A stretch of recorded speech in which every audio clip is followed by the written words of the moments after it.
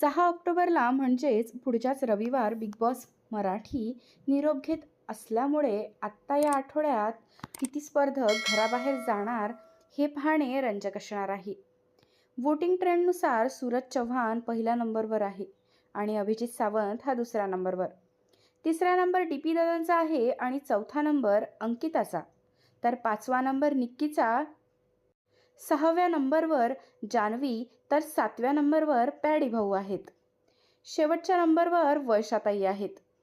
आत्ता येत्या भाऊच्या धक्क्यावर जर का 2 एविक्शन झाले तर वर्षाताई आणि पॅडी भाऊंना घराचा निरोप घ्यावा लागेल.